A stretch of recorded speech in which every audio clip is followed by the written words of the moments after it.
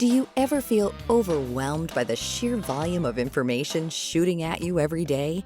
From news headlines to constant notifications, sometimes we're left feeling exhausted and just want to tune out what's happening in the world, especially over the past 11 months.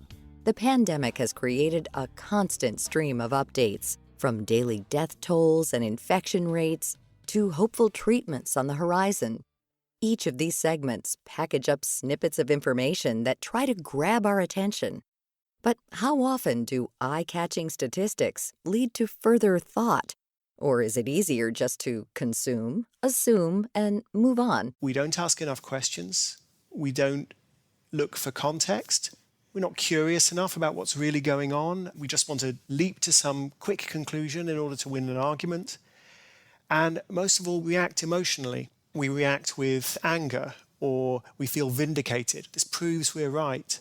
Or we feel joy, or just denial. That can't possibly be true. That's just more of the lying fake news media. That's Tim Harford, a British economist, journalist, and the author of The Data Detective: 10 Easy Rules to Make Sense of Statistics. Harford says that it can be easy to scroll for an hour and passively look at the news. But the key to real understanding is to ask more questions rather than less. Just slow down and calm down. Notice your emotional reaction. Notice whether you've got just some instinctive knee-jerk response to what you're seeing. And it's fine. The world is a place that inspires strong emotions. That's okay. Just notice that and then move past it and then start thinking and asking questions. What questions should we ask? Well, they're actually quite simple. We should ask ourselves, what's actually being measured here?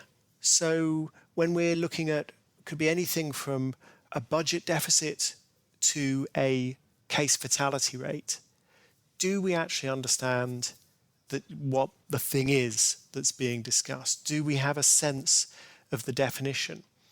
Because if we don't have a sense of a definition, we're off on the wrong foot, right? We've fooled ourselves before we've even started. Take the example of the reported connection between violent video games and violent behavior. Before accepting the stated conclusion, what other questions should we ask ourselves? What are these violent video games that people were playing? Were they playing them in the laboratory for 20 minutes, or were they playing them every evening for a year? And how was violent behavior measured on the way out? These are not cynical questions. They're just straightforward, clarifying questions to understand what is the claim that's being made.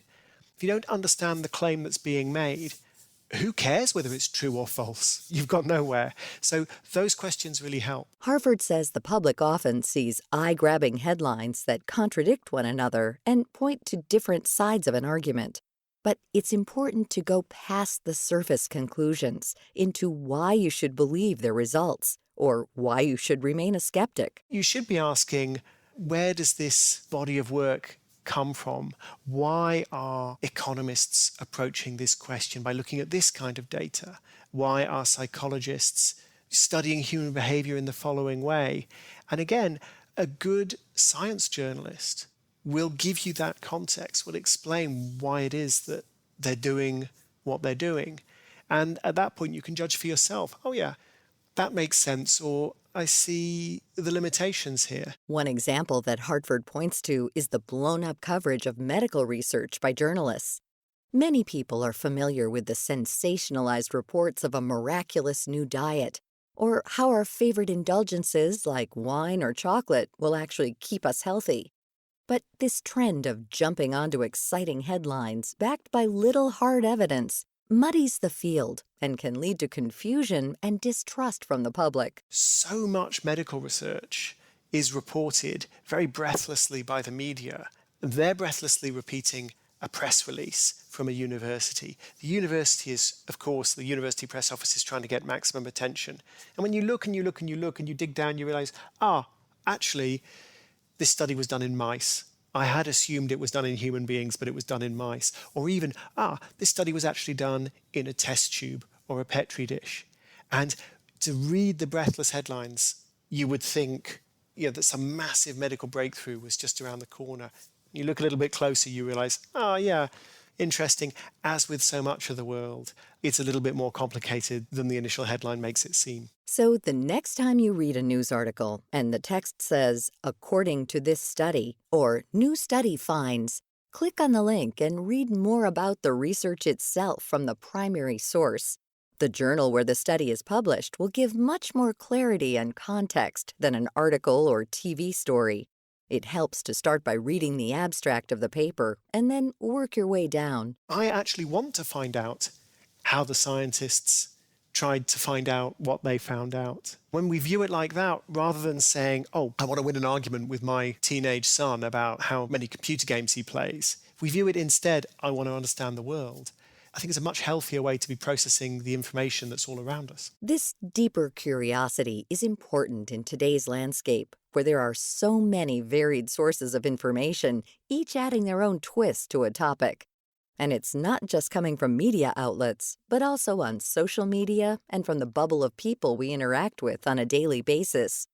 As continuous consumers of content, Harvard argues that it's important to question the source that it's coming from. So much of what we see now is presented in a really brief soundbite on television news or an even briefer information bite on Facebook or Twitter. I mean, clearly Twitter, the amount of information can be conveyed is very, very brief and can be stripped of all context.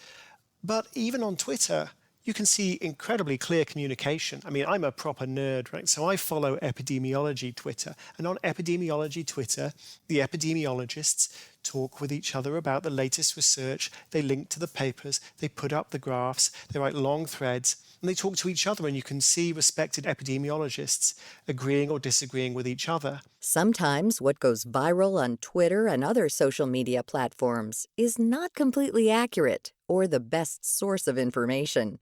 This fast spread across the internet is mainly driven by an emotional response of people liking, commenting, and sharing the piece. The media are systematically biased towards what is surprising. And the stuff that is surprising is quite often surprising because it turns out to be an outlier or not really representative of the main story, or sometimes just a mistake, something that's just not true. So it's worth bearing that in mind. Cynicism towards new information is not the end goal here. It's to develop an added layer of curiosity to what you're absorbing. What's the source? Did they present both sides of the story? If there's a scientific study linked, is it from a reputable journal or from an accredited university? These questions and more should all be part of the thought process in order to fully understand the topic at hand.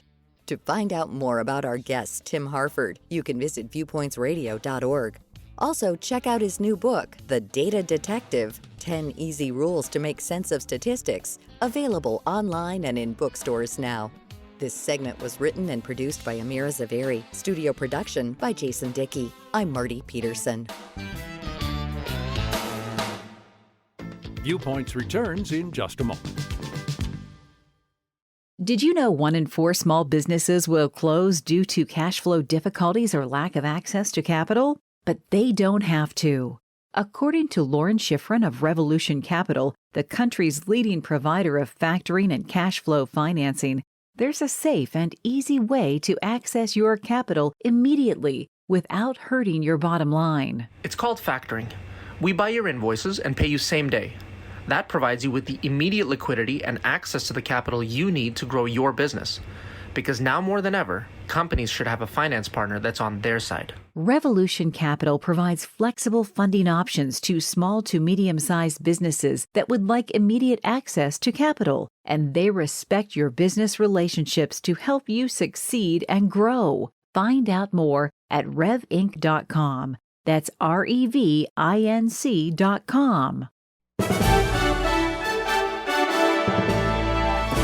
And that's Viewpoints for this week. Viewpoints is a production of MediaTrax Communications. Follow us on Twitter, Facebook, and Instagram to learn more about upcoming shows. And find a library of past programs on Apple Podcasts, Google Play, and Spotify. Plus, you'll always find previous segments and more information about our guests at viewpointsradio.org. Join us again next week for another edition of Viewpoints. Coming up next week. Even though it's been an incredibly stressful time, I think some of those adaptations that have been made in order to cope will become more permanent. How are suburbs shifting to meet modern needs? Then, we had rain in January in the high Arctic, which is not something that happened at all when William Barents, my navigator explorer, was there more than 400 years ago. The noticeable changes in the icy northernmost region of our Earth. I'm Marty Peterson. and I'm Gary Price. These stories in depth on your public affairs magazine, Viewpoints.